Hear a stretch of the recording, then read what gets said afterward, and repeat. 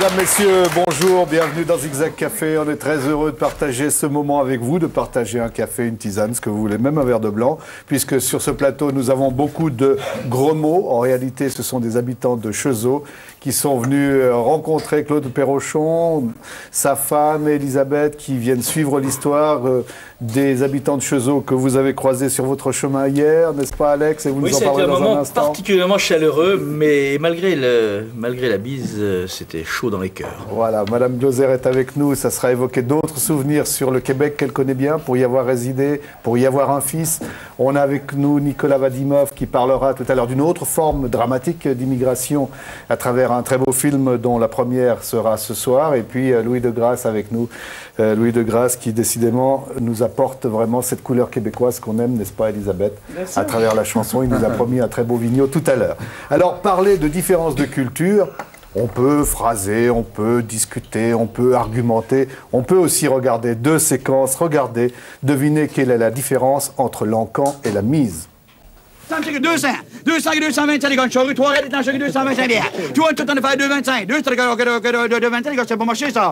J'ai demandé à gars, tout en faire 200, 225, 225. 200, 200, 2 10, 2 10, 2 10, 2 les gars de charrue, 3 raies d'étancherie, 2 10, 2 20, 2 20, 2 20, 2 20, 2 30, 2 30, 2 30, 2 30, 2 40, 2 40, 2 40, 2 50, 2 50, 2 50, 2 60.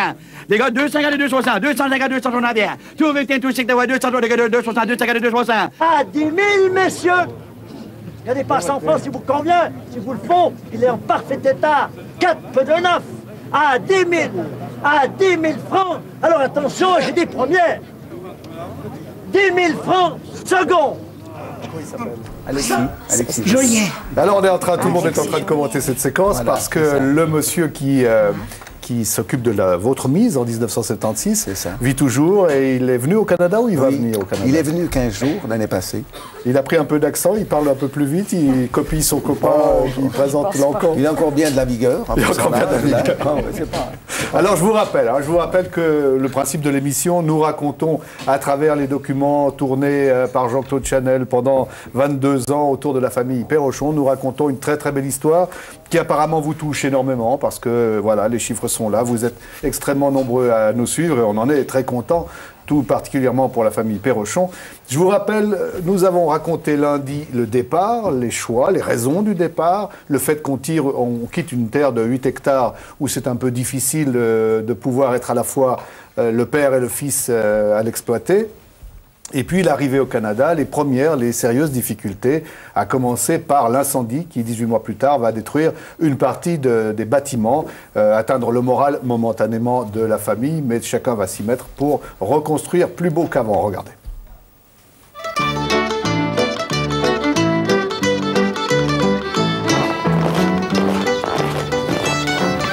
Cette fois, le pari est gagné. Fière et solide, la nouvelle ferme, reconstruite plus belle qu'avant, se dresse sur un terrain agrandi.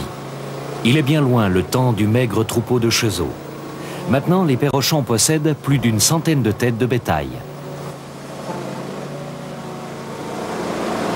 On maîtrise parfaitement un environnement qui s'est sophistiqué, tout en gardant la bonne mesure à l'échelle humaine, à l'échelle de la famille. On a investi, mais en prenant garde. Cette sagesse, cette mesure, on la retrouve à chaque étape. Les principales transformations, les nouvelles constructions, tout a été fait en famille avec le seul appui de quelques amis et de quelques voisins. La vie, c'est aussi le départ des premiers enfants. Elisabeth se marie avec Raymond. Puis ce sera au tour de Ruth. Enfin, Mireille grandit, elle obtient de brillants résultats scolaires. La vie toujours, la vie qui gagne. Claude Perrochon et sa femme deviennent grands-parents. La famille s'agrandit mais garde sa profonde unité. On a fait davantage de place pour les nouveaux venus. Voilà, ça c'est une partie de l'histoire. On est en 1992, il y aura encore d'autres rebondissements, mais on peut donner des chiffres quand même, hein, dont vous pouvez être fiers. 8 hectares à Cheseaux, aujourd'hui combien 120. 120 hectares. Oui, c'est ça. Il y avait 7 vaches, et il y en a combien aujourd'hui? On en a environ 70. Et puis si on compte l'ensemble des bêtes que vous avez, ça représente combien? Environ 130. D'accord. Environ. Il est Ça modeste varie. toujours. Hein. Vous avez remarqué comment il est? Peut-être un peu à la baisse. Faudrait qu'il soit pressé. Est-ce qu'il est devenu un peu québécois? Il ne sait plus très bien quelle est la distance de sa terre, non? Ça, vous savez précisément quand même. La longueur? La longueur. Oh, c'est toujours 1000. Alors je vous propose, C'est ça. je vous rappelle que, bien sûr, le départ de la famille Perrochon avait plusieurs raisons. Il y avait 4 enfants à qui ils voulaient offrir un avenir différent. Et en particulier, excusez-moi Elisabeth aujourd'hui, mais en particulier on va parler de Jean-Claude. Jean-Claude, c'est le garçon qui souhaite devenir agriculteur. C'est le garçon qu'on retrouve quelques secondes, déjà une séquence montrée hier, mais quand même, c'est quelques secondes au moment de l'arrivée en 1976. Pour la première fois, il découvre le lieu où il va passer sa vie.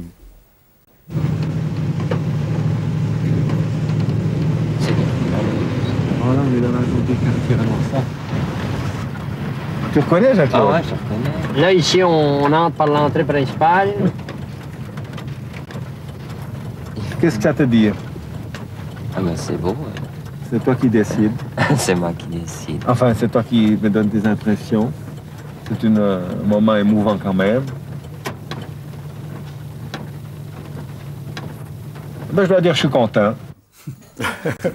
Alors Elisabeth, vous allez être un peu l'ambassadrice de votre frère. Présentez-le nous d'abord. Quel caractère a-t-il? Caractère?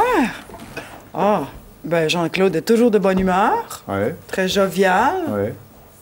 Il tenait beaucoup, lui, à ce voyage, et il se réjouissait quand, en 1976, il découvre cette terre, ou bien il va avoir de la peine à s'adapter. Non, je pense qu'il se réjouissait beaucoup, puis lui, ça a été naturel de s'intégrer. Ça n'a Oui. pas été difficile. Je pense pas. En tout cas, il ne l'a pas montré. Non. Et puis alors, il y a une chose, une affaire que nous avons tous suivie ensemble, n'est-ce pas Jean-Claude, qui était une affaire de la première importance, à savoir, allait-il se marier? Il a mis un certain temps quand même. Oui. Il a mis combien de temps à peu près? 30 ans, Ah, mais 30 ans. Ouais, c'est ça lui pas- a pris ça, c'était normal. Alors on s'est dit, deuxième question qu'on doit se poser naturellement, qui va-t-il épouser? Va-t-il plutôt... Vous étiez favorable, vous, à une Québécoise, une Canadienne, une Suissesse? Aïe. Oh, vous savez, ça va. Non, ça n'a pas grande importance. Ouais. Pourvu qu'il ait de bonnes capacités, et puis que tout aille bien. Qu'elle lui apporte du Oui, bonheur. oui, c'est ça qui est important. Et vous aussi? Ouais. Et vous réserve quand même une surprise, votre Jean-Claude. Hein? Elisabeth, racontez-nous le profil de la jeune femme qu'il va rencontrer. Vous voulez savoir sa culture? Ou, D'où elle vient, surtout. D'où elle vient? Ben oui. Ben oui, il est venu chercher une bernoise comme maman. Je comprends pas, mais c'est comme ça. Et comment se sont-ils rencontrés? Ben, ils se sont rencontrés au Québec. Elle venait apprendre un peu plus le français. Dites-moi. Et Alors, Jean-Claude, vous avez suivi naturellement, et on va le voir dans un instant, mais vous avez été le témoin privilégié du mariage. C'est ça. Et pour revenir à ce que disait tout à l'heure Elisabeth, Jean-Claude s'est tout de suite senti chez lui en arrivant à Farnham, et il a dû sentir en disant c'est ici que je vivrai et c'est ici que j'aurai des enfants. Et effectivement, il a rencontré cette bernoise, tout comme son père, hein, parce qu'il y a finalement une grande ressemblance entre Jean-Claude et son père.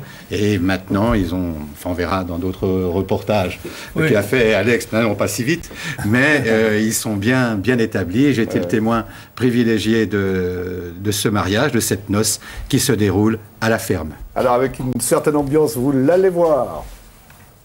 Un beau jour pour Jean-Claude Perrochon, un jeune homme originaire de Chezeaux, près de Lausanne. Entouré de ses parents, il se rend à son mariage qui a lieu devant la maison familiale.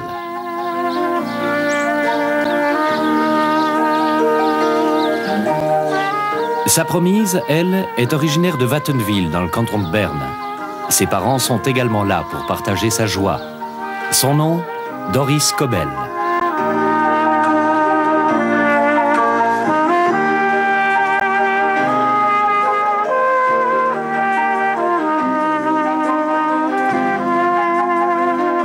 Un mariage banal, à cela près qu'il se passe à Farnham, dans la province de Québec, au Canada.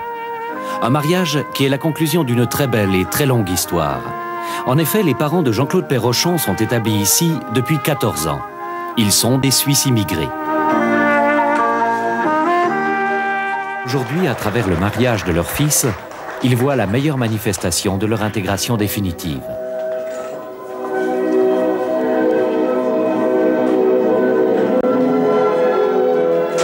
Ils trouvent l'un et l'autre le couronnement de leurs efforts et de leurs sacrifices.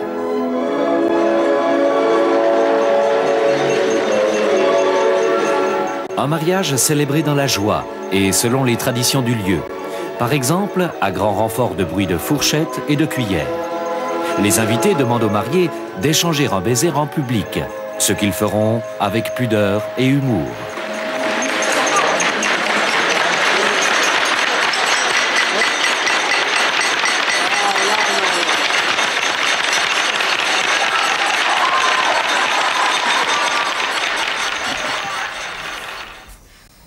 Claude Perrochon, quel moment, hein? C'est un beau moment, ça. Oui, absolument.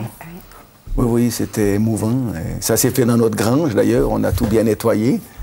Et puis, on a décoré. Enfin, tout le monde a aidé, d'ailleurs. Et c'était magnifique. Vous avez eu le sentiment, à ce moment-là, que c'était vraiment peut-être une page définitivement tournée. Il était vraiment installé, votre fils. Oui, absolument. Oui, j'avais je voyais le futur, en quelque sorte, là. Je voyais les enfants qu'à l'arrivée, et puis on s'intégrait, et puis voilà, les générations suivaient. Il dit, comment l'avez-vous ressenti, vous, ce mariage? Pour un jour, vous étiez un petit peu moins soucieuse, tout de même, j'espère. Oui. Non, j'ai trouvé ça magnifique. Je suis contente pour lui. Puis vu qu'il a trouvé une femme suissesse, j'ai absolument rien contre les Québécoises, mais ça donne absolument un lien de retourner encore. En plus bernoise, quand même. Madame Perrochon peut parler suisse-allemand avec sa belle-fille. Bien sûr. Voilà. Oui, c'est ça. Et vous parlez en français, bien sûr. Mais c'est ça, on parle en français ensemble. C'est ça qui est encore comique. Alors la vie va continuer, hein, puisqu'on vous le rappelle, c'est quand même un document qui date de quelle époque, Jean-Claude? Ça fait 9 ans. 1992. Oui, ça fait 9 ans. 9 ans. Oui. Et dans les 9 ans, il y a eu des naissances. Combien pour Jean-Claude? 4. 4. Oui. Des garçons, des filles? Un garçon puis 3 belles filles. C'est ça qui est drôle. Mais justement, c'est ça qui est drôle. C'est ça qui est drôle, c'est la reproduction exacte de la famille précédente. Ouais. Un papa vaudois, une maman bernoise, 4 enfants, nos 3 filles, c'est rigoureusement la même, j'allais dire comme on le dit pour une escadrille, la même formation. Et vous êtes allé... Alors vous êtes allé les retrouver? Oui, je suis allé les retrouver, bien sûr. Et alors, bon, c'est pas très difficile à trouver hein, chez Jean-Claude, il suffit d'aller en face, puisque en fait, ils sont voisins dans cette maison qui a été construite depuis là. Et donc, pour aller retrouver Jean-Claude et Doris, j'ai simplement traversé la rue. Et tout d'abord, j'ai rencontré les enfants. Voici à gauche Joël, 8 ans. Sa sœur Naomi, 6 ans. La sœur de Naomi, Carole, 3 ans.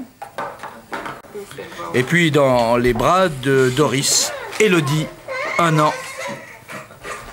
Cette 3e génération vit à la campagne, comme les parents et grands-parents. Mais disons qu'avec les transports, les télécommunications, la ville et son modernisme ne sont plus très éloignés. Alors, resteront-ils à la ferme? Ben ça, je pense que ça va être leur décision. Hein. J'espère quand même qu'il y en aura un ou deux dans le paquet qui auront de l'intérêt pour la ferme. Pour dire si ça va être Joël, si ça va être Naomi ou Carole ou Élodie, ben, je suis ouvert à tout ça, là. Et maintenant, hein, ça prend, je pense, autant d'instructions que de bras. C'est vrai, sans instruction, pas d'avenir, pas d'espoir. Les enfants le savent et ils sont particulièrement appliqués à l'école. Naomi ne prendra le bus scolaire qu'à 9h, mais Joël, lui, doit être prêt beaucoup plus tôt puisque son bus passe dans le rang Yamaska à 7h55, suite de la saga Perrochon. Ah ben c'est parti, hein. On est rendu à 4 enfants, puis mes sœurs, on a aussi une collection. Et puis je pense qu'on est parti pour rester, puis qui sait, peut-être en avoir d'autres. Ça c'est pour les enfants, mais pour le métier, pour la profession, est-ce qu'on peut penser que dans 2, dans 3 générations, il y aura encore un ou des Perrochons qui travailleront la terre ici? Ben je vais essayer pour ma part de leur donner le goût de la terre. Au fil de ces 22 ans, vous n'avez jamais songé à retourner en Suisse? Non, je peux dire, je suis retourné pour aller courtiser ma future femme et la ramener. Non, pour aller me rétablir, non. Je peux pas dire que j'ai senti ce besoin de retourner là-bas pour y vivre. C'est un très beau pays, j'aime ça y retourner. J'ai du plaisir à visiter ce beau pays-là. Mais pour dire me rétablir là et recommencer ce que mon père a vécu. En tout cas, pas à Cheseaux, hein. Et puis avec le temps, je pense que la Suisse, elle commence à s'effacer un peu, tranquillement. Comme au début, j'avais besoin de faire venir les grandes boîtes ovomaltines, qu'aujourd'hui, j'ai remarqué, non, je n'ai plus besoin. Qu'est-ce que vous racontez aux enfants à propos de la Suisse? Ce qu'on raconte, une bonne question. Ben, on planifie d'aller en Suisse, là, peut-être l'année prochaine. Mais parler de la Suisse, ça fait partie intégrante de ce qu'on a vécu. Mais je pense que la Suisse, comme pour Carole, je pense que c'est quelque chose de moins important que son petit bébé, hein. Mais j'aimerais ça, qu'ils apprennent à connaître mon ancien pays. Ouais, je crois qu'il faut quand même noter que c'est assez extraordinaire. On refera le même parcours demain avec vous, Elisabeth, et avec votre sœur, et aussi avec Mireille, les deux sœurs. C'est vraiment pouvoir suivre l'intégration, le moment où tout d'un coup, votre pari, le fameux pari quand même que ce fils s'installe, là il est encore confirmé. Hein, qu'est-ce que vous pensez de ce qu'il disait là? Je vous voyais dire des choses à votre femme pendant qu'il s'exprimait là. Non, ça me rassure. De toute façon, je connais pas mal ses pensées. On travaille ensemble. Hein. Et Jean-Claude est bien intégré, il aime bien la terre, il aime bien son bétail. Enfin, on est ensemble, mais c'est lui qui est responsable du bétail. Moi, ça me décharge. Oui. Non, il aime beaucoup sa profession. Elisabeth, à votre avis, c'est un paysan québécois? Oh oui. Ouais. Bon, oui. À quoi vous pouvez, si vous deviez le décrire en deux mots, qu'est-ce qui le rend québécois? Ben justement, je pense de s'identifier aux personnes qui l'entourent. Oui. Oui, tout simplement. Il ne cherche pas à rester absolument suisse. Ouais. Bon, ça se sent, là. Il a l'accent, il est vraiment intégré. Oui, voilà. Selon moi, oui. Ah oui. Oui, dans la mesure où, à propos de la Suisse, il aurait pu dire mon premier pays, le Canada étant le deuxième pays, mais il dit mon ancien pays. Oui, bien sûr. Alors, on va revenir un peu en arrière. On va revenir en 1976, lorsqu'avec Jean-Claude Chanel, nous avons eu l'occasion de rencontrer la famille Perrochon. C'était évidemment beaucoup d'autres rencontres encore avec d'autres Suisses qui étaient installés dans les cantons de l'Est pour la plupart d'entre eux, et notamment à Pike River. Et il faut expliquer quand même que, Madame Glauser est sur ce plateau, ça nous fait très très plaisir. Il faut rappeler quand même que dire un certain nombre de choses, dire que c'est pas très facile, dire qu'il y a l'ennui, dire que le temps est parfois long et parfois dur. Ça a coûté à certains, mais c'était de beaux témoignages. C'était une façon de rappeler à tout le monde qu'une immigration est fort délicate. Votre mari aujourd'hui a disparu. On va le retrouver dans une séquence. À l'époque, il y avait, il faut le rappeler, une famille qui s'était déplacée au Canada pour installer un fils et deux filles qui étaient restées en Suisse. Vous nous en direz plus tout à l'heure. En 1973, M. Charlie Glauser était un des premiers à quitter la Suisse pour, lui aussi, offrir une chance à son fils de devenir agriculteur. M. Glauser était âgé de 50 ans. Il venait de Champvent, où il avait une petite exploitation.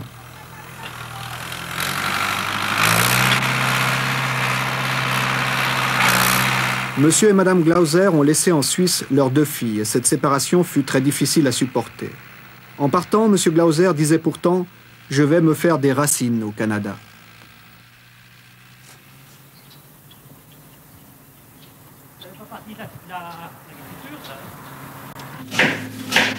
Quand on arrive comme ça au Canada, quelles sont les difficultés qu'on rencontre? Les premières difficultés qu'on rencontre en arrivant au Canada, c'est la surprise de ce grand territoire plat. Puis quand on arrive en fin mars, qu'on quitte la Suisse belle verte, et qu'on arrive ici, que le terrain, enfin le paysage est gris, et puis une grande plaine où il manque un petit peu de forêt de sapins. Vous aviez choisi de partir, là, quand même. Oui, nous avions choisi de partir.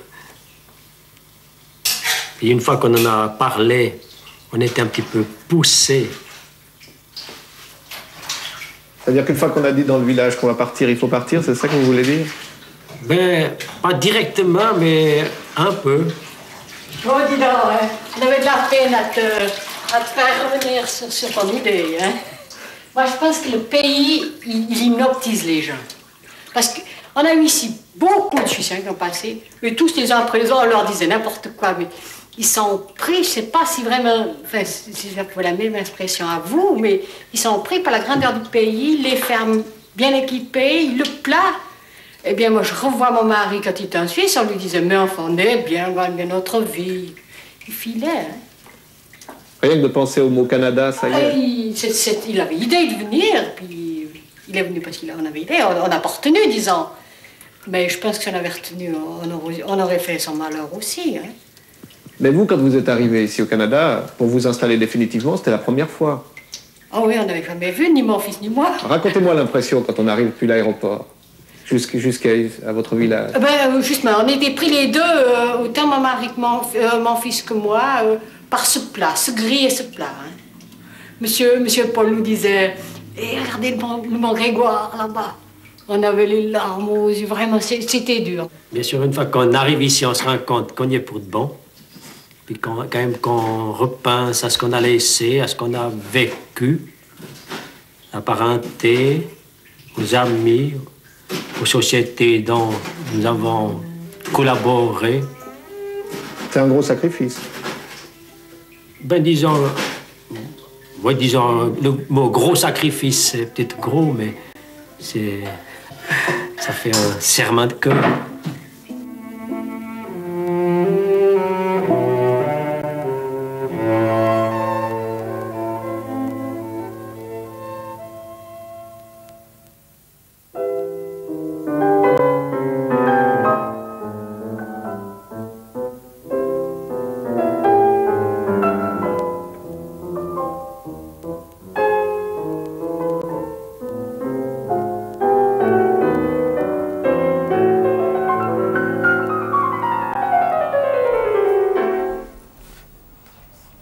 Oui, on ne vous cache pas, Madame Glauser, que c'est toujours une séquence qui nous a énormément touchés. Elle est très très belle.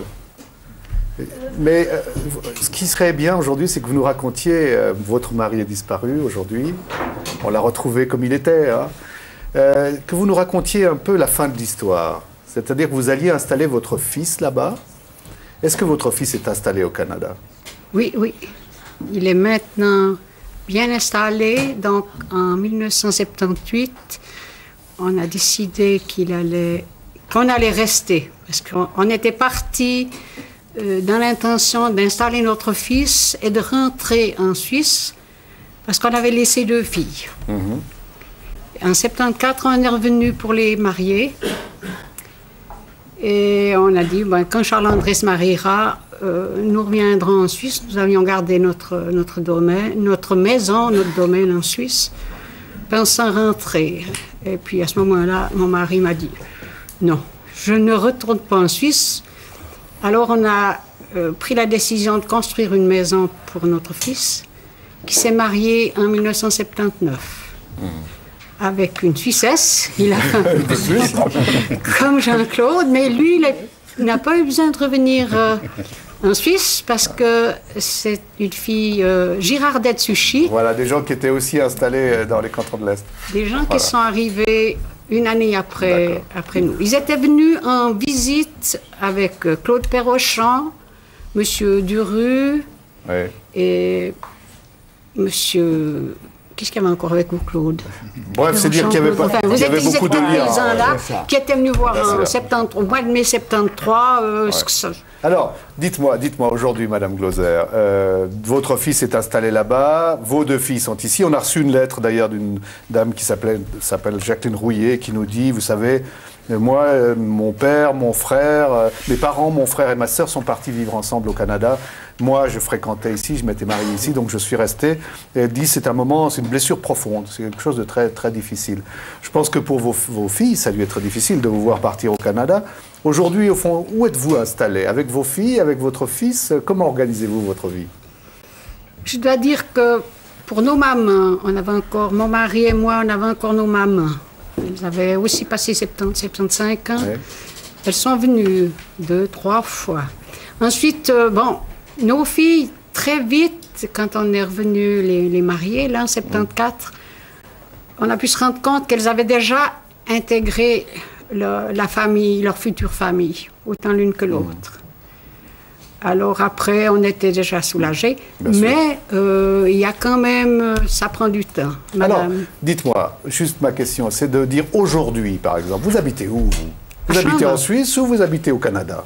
J'ai déposé mes papiers... Ça se fait beaucoup ces temps-ci. Le 1er janvier les papiers, les retirer. Voilà. Vous habitez Champvent? Depuis le 1er janvier 94. D'accord. Mais vous passez combien de temps au Canada dans la famille de votre fils? Au moins 1 mois par année. D'accord. Est-ce qu'aujourd'hui, vous regrettez ce choix que vous avez fait ou non? Non. Pas du tout, alors. Non. Non. Et vous êtes un peu québécoise, un peu canadienne? Je pense que le cœur est grand. Hein. On aime ceux d'ici. Quand on est là-bas, on aime encore plus ceux qui sont ici. Puis quand on est ici, on aime ceux de là-bas, mais on les aime encore plus quand on est ici. C'est formidable. Hein. Ouais. Ces relations qui se créent. C'est beau. Vous voyez, j'ai des amis là-bas à foison, et puis on les retrouve, ils viennent ici.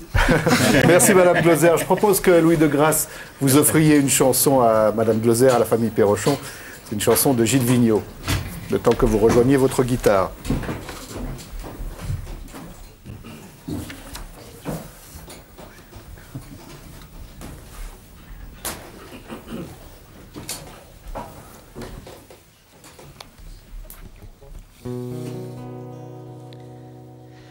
J'ai pour toi un lac, quelque part au monde, un beau lac tout bleu,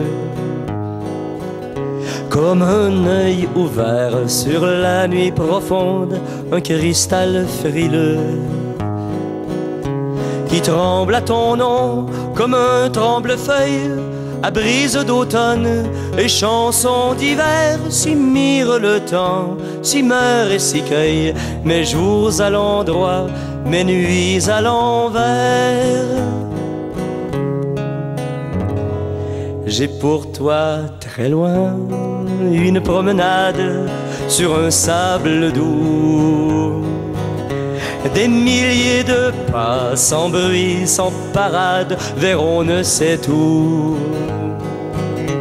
Et les doigts du vent des saisons entières y ont dessiné comme sur nos fronts des vagues du jour fendues de croisières, de beaux naufragés que nous y ferons.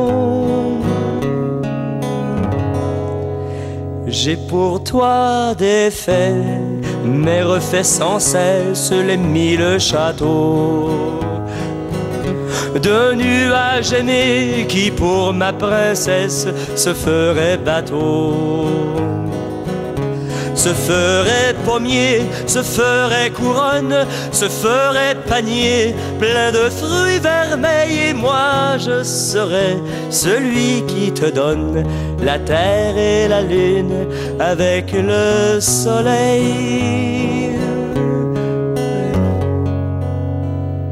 J'ai pour toi l'amour quelque part au monde, ne le laisse pas se perdre à la ronde.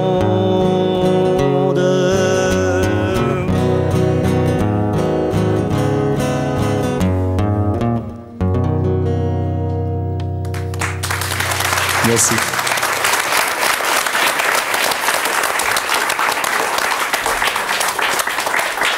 Juste un dernier mot, Madame Glauser. Quand on s'était rencontrés avec Jean-Claude Chanel, je me rappelle, c'était en 1976, on avait écrit un petit mot dans les fameux livres d'or. Et moi, je vous avais dit à l'époque que j'avais été très touché par votre amour filial. Et c'est vrai que dans des histoires comme les vôtres, il y a une grande part d'amour et d'engagement, non? Oui, oui. Peut-être que s'il n'y a pas cette séparation, on n'en parle pas ou on ne le dit pas. J'ai un souvenir ému de mon mari qui allait lever la boîte aux lettres, et puis s'il n'y avait pas de lettres de nos filles, il disait « il n'y a rien ». Même si...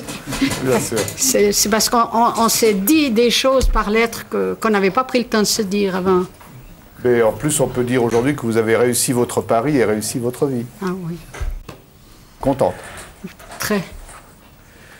Alex, vous avez suivi la famille Perrochon qui se rendait hier à Chezeaux. Absolument. Je rappelle pour Elisabeth, ça lui fait toujours plaisir, ça faisait 18 ans qu'elle n'y était pas retournée. C'est ça? Oui, c'est ça. Et oui, nous sommes partis pour Cheseaux. Enfin, le clan des Perrochons, dans sa formation minimum, est provisoirement exporté jusqu'en Suisse. Le clan des Perrochons est parti en avance, puis je les ai doublés juste avant la fin de l'autoroute pour être, si possible, juste avant eux à Cheseaux. Et c'est comme ça qu'on s'est retrouvé devant l'ancienne ferme, transformée en hôtel. Un hôtel, vous l'avez vu, qui désormais est malheureusement fermé depuis des mois et des mois. Et les parents Perrochons, eux, sont revenus il y a 2 ans. Mais vous venez de le dire, pour Elisabeth, ça faisait 18 ans.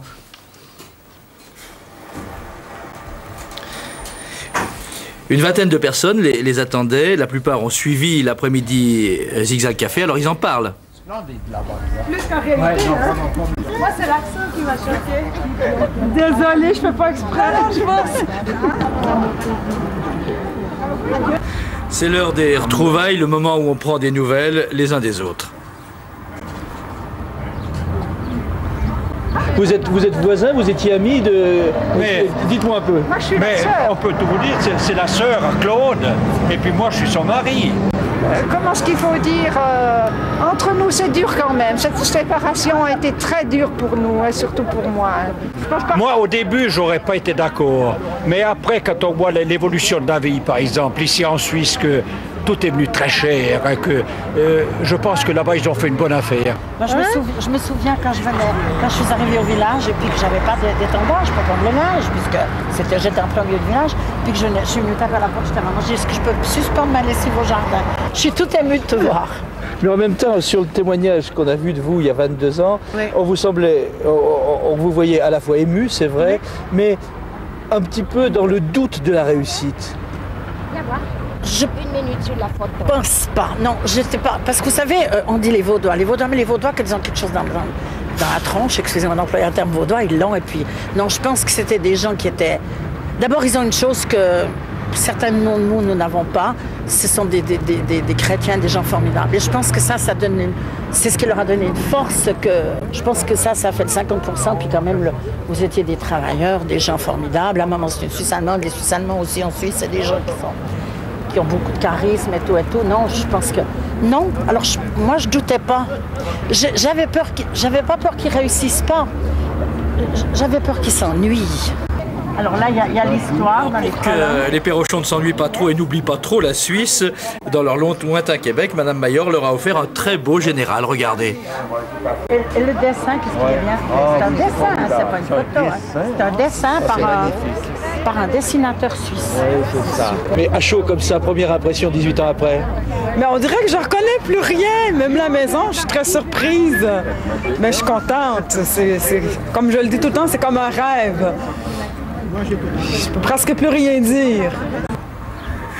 La journée se termine, c'est l'heure de la photo de famille jusqu'au prochain voyage ou jusqu'au prochain zigzag, puisque nombre des amis de Cheseaux ont décidé de nous rejoindre sur ce plateau en direct aujourd'hui, demain ou alors au plus tard vendredi. Ah bah dites donc, quelle photo de famille, et c'est vrai que beaucoup nous ont rejoints. Merci en tout cas d'être là, ça nous touche énormément. Elisabeth, vous disiez que vous n'aviez pas reconnu pas grand-chose.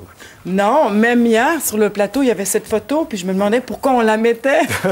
J'ai dû demander à M. Chanel, puis c'est sûr, en me forçant, ouais, je reconnais peut-être un peu les fenêtres de ma chambre, puis encore.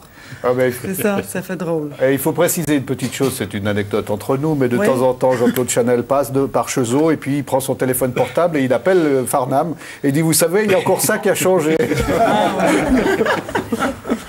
Moi, je vous propose que nous fassions un petit détour parce que, évidemment, là, on est heureux de pouvoir raconter avec vous, finalement, une intégration, une immigration qui réussit. Et c'est vrai que le Canada fait rêver énormément. Il a fait rêver des générations entières. Il fait rêver aujourd'hui encore. Et Nicolas Vadimov est avec nous sur ce plateau. Lui, il propose dès ce soir et pour ces prochaines semaines à l'attention des spectateurs un film qui est consacré à un autre type d'immigration, ceux qui prennent un risque incroyable en faisant une traversée dans un container. Racontez-nous. Oui, il s'agit d'un type d'immigration que le Canada rencontre de plus en plus actuellement. C'est l'histoire, en fait, de 6 personnes qui s'embarquent dans un container, qui payent un passeur pour se faire indiquer un container qui va aller au Canada, à l'intérieur d'un cargo, à l'intérieur de la cale d'un cargo. Et ça arrive très fréquemment. C'est des gens qui en général ne se connaissent pas. Ils viennent d'où? La plupart venaient avant de Roumanie. Il y en a qui viennent des pays de l'Est, ex-Union soviétique, parfois aussi du Maghreb. Et comment font-ils cette traversée? Dans quelles conditions? Ils font ces traversées dans des conditions souvent terribles. Certains préparent leur voyage, d'autres pas du tout même. C'est 10 jours quand tout va bien, parfois plus quand tout va mal, de promiscuité, de tout ce qu'on peut imaginer, dans la noirceur, etc. C'est-à-dire qu'on en meurt parfois? On en meurt, et surtout, le problème principal, c'est que les autorités d'immigration du Canada donnent des amendes de 5 000 à 10 000 $ aux compagnies maritimes par passagers clandestins qui débarquent au Canada. Ce qui pousse irrémédiablement les compagnies maritimes à essayer de mettre en place le plus de sécurité possible pour qu'il n'y ait pas de clandestins. Et lorsqu'il y en a, on peut imaginer ce qui arrive. Bien sûr. Votre film, on va pouvoir le voir ce soir. C'est une première, vous êtes content? C'est à quel endroit? Je suis très content. C'est au Scala. À Genève. À Genève, voilà. À partir il y a une séance à 20h et une autre à 22h. Voilà. Et puis par la suite, pour les téléspectateurs qui seront intéressés, ils seront sûrement très très nombreux, les spectateurs, où pourront-ils le voir? Le film reste en salle tant qu'il y a du monde qui ira le voir. D'accord. J'espère. Ça a été le cas au Canada, il est resté 2 mois à l'affiche à Montréal et j'espère qu'ici ce sera le cas aussi. Jean-Claude, un petit mot de commentaire quand même, parce que c'est vrai que vous avez raconté avec le talent qu'on a vu une belle histoire d'immigration, et puis on voit une relève là, de jeunes qui décident de continuer l'histoire de manière un peu différente. Mais... Ah oui, dans des conditions beaucoup plus difficiles. Mais il y a un lien avec l'histoire de la famille Perrochon, parce que lorsqu'on se rendait pour les reportages que l'on a vus, je rencontrais à Montréal Nicolas Vadimov, et enfin déjà de l'engager pour la télévision suisse romande. Il faisait des études à ce moment-là de réalisateur à Montréal. Donc il y a un lien même à travers cette histoire d'émigration. Et vous, Nicolas, vous avez suivi cette journée, la rencontre avec la famille Perrochon. Que ressentez-vous, vous, jeune cinéaste? Moi, je trouve qu'en tout cas, que l'histoire de la famille Perrochon est une très très belle histoire que j'avais suivie à l'époque à temps présent, lorsque je rêvais de faire des temps présents, ce que j'ai eu l'occasion de faire 10 ans plus tard, et ce qui m'a beaucoup appris, d'ailleurs, pour faire cette histoire de clandestin. Moi, je pense qu'aujourd'hui, l'immigration au Canada a fortement changé, que les conditions dans lesquelles elle se fait est beaucoup plus dure, et que le rêve du Canada, de la terre promise, est relayé maintenant par d'autres gens qui ont à l'accomplir dans des conditions difficiles. Merci. Je voudrais dire à la régie qu'il y a encore une petite anecdote. On aimerait bien que Fernand s'exprime dans un instant, parce que je crois qu'il raconte aussi les contacts qui continuent à exister. On parlait tout à l'heure de ceux avec Jean-Claude Chanel, hein, les contacts par téléphone pour dire il y a telle chose qui change ou telle autre chose qui change. Mais de temps en temps, ça va dans l'autre sens. Écoutez ce que nous raconte monsieur de la cuisine.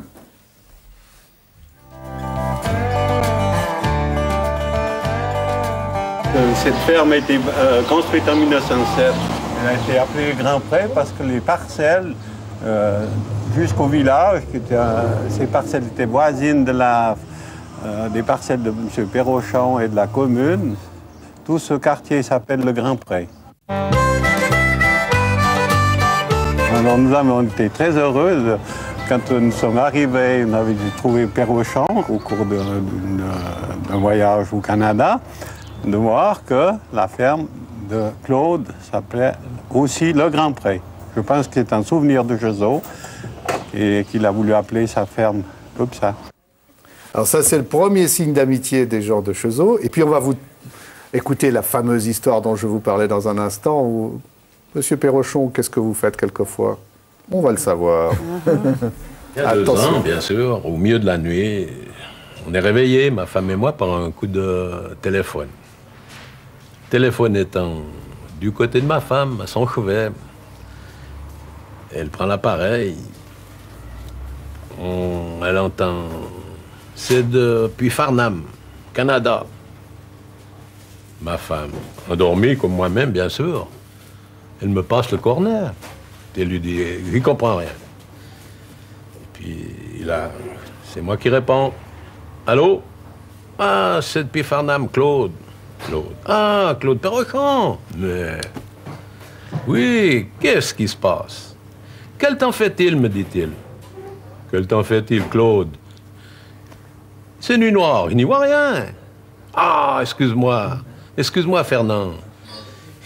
J'ai pas pensé au décalage. Excuse-moi encore. Ah oui, puis alors? Ben écoute, sais-tu, Fernand, que bientôt, il y a 50 ans qu'on ait été confirmé devant l'église de notre village à Quezot. J'y pense à peu près tous les jours, puisque j'ai sous les yeux pendu à ma paroi la photo de notre confirmation. Si tu pouvais, toi qui es sur place, réunir tous ces gars qu'on était sur cette photo, t'en as toi-même une de photo. Oui, je la chercherai. Ah, là voilà la photo. Alors là, on est avec le pasteur devant notre église. Il y a Wiesel, il y a Eddie, il y a Lisette, il y a Charlie, il y a Jean-Louis, il y a Roland, il y a Claude, là derrière. Il y a Pierre Goyet, il y a Georgie Blanchet et moi-même. Alors on a tout organisé. Et j'ai rappelé Claude. Et Claude était content. On a passé une très belle journée avec toutes ces retrouvailles. Là, tout était bien. Et on a été faire après une photo d'ensemble à la même place que 50 ans auparavant. Voilà, c'est une belle histoire. Je crois qu'on voulait conclure là-dessus et vous dire que naturellement on vous retrouve demain parce que demain, Elisabeth, vous avez passé entre les gouttes, mais ça n'ira pas demain. Vous allez raconter de quelle manière vous vous êtes intégrés, vos sœurs se sont intégrées. Une démarche vraiment intéressante parce que toujours une série de documents qui nous font chaud au cœur. Merci en tout cas d'avoir suivi ce programme et puis que votre séjour se continue bien. Merci.